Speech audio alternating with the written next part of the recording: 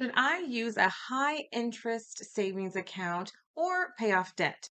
You're feeling like there's more money going out of your bank account than going in or that you get to keep. So you're wondering, should I use some of that money that I have currently to actually make more money with a high interest savings account instead of paying off some debt, which I know that I should do? Well, I'm going to demystify this decision for you, help you decide what is the best decision for your financial situation. And beware, making the wrong choice can cost you hundreds of thousands of dollars. My name is Jackie Elias. I'm the CEO at FutureBound, and I lead a team that helps you to get mortgage and financially free. We have mortgage advice, online courses, and guidance that help you build a strong financial foundation so you can build generational wealth and live the life that you want and deserve. If you like this information, these tips and tricks that you're going to get today, then please do follow, like, and subscribe to us on social media. And let's get into the topic for today. Let's get into high interest rates versus paying down debt. So what we're talking about is opportunity cost. So that is the cost of making one decision over another decision. If I make decision A, am I actually going to be losing out on something that's going to help me instead of making decision B? I could have gone with B and made more money or actually put me on the right path. Long term, it's better. Let's look at this.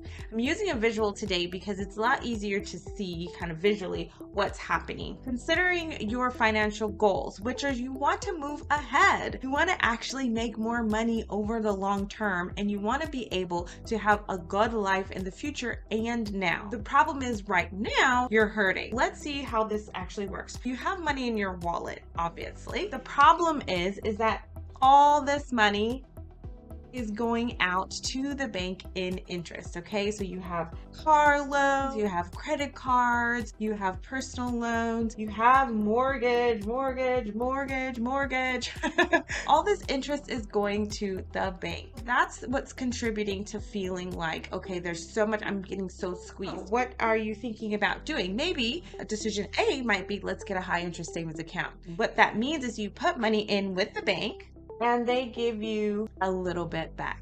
You put some money, a little bit of that money in with the bank, and they give you a little bit back in interest. So as you can see, there's still a huge disproportion amount of interest going to the bank and out of your wallet, even if a little bit goes back. And this is not even considering inflation is already devaluing your money every single day, every single year. This is just purely based on the interest that you get from the bank or paying to the bank. Considering that, it does kind of help the gushing of interest that you're paying to the bank kind of lessen a little bit. But as you can see, it is not quite the same because you're paying so much of your money. You take what, 10K, 5K, whatever it is that you have, you put in an account and you only get about 5% back, maybe a little 5.25% back. That's nothing compared to the 6% that you're paying on hundreds of thousands of dollars. Let's say you don't put your money in the high interest savings account, but what you do is you pay off some of this debt. What that means is that now, over time, you'll eliminate some of the interest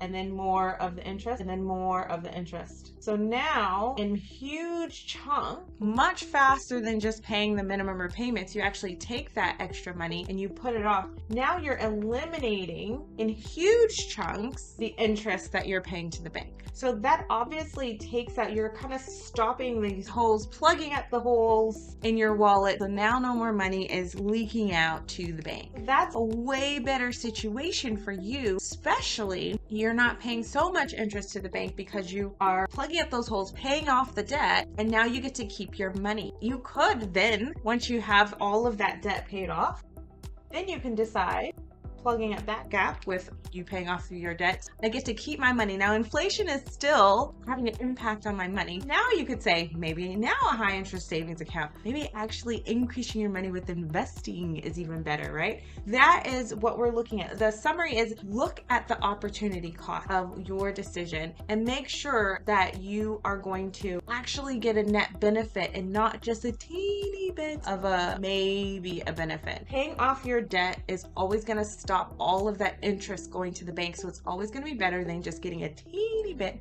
of interest back. If this is you and you're saying, oh my gosh, I need help on making this decision, I would love to talk to somebody to talk about what's going on with my finances, what's going on with my mortgage, how can I move forward in my finances, please do book a 15-minute financial coaching chat where we can give you a review of what is going on, especially if you have a mortgage. We specialize in helping you pay it off and do this. Get the stop gaps in there. So stop paying all that interest to the bank. Stop paying all the interest and short-term debt to the bank so you can actually move forward financially. So book a 15-minute chat. We do get booked up very, very quickly. So we will talk with you soon.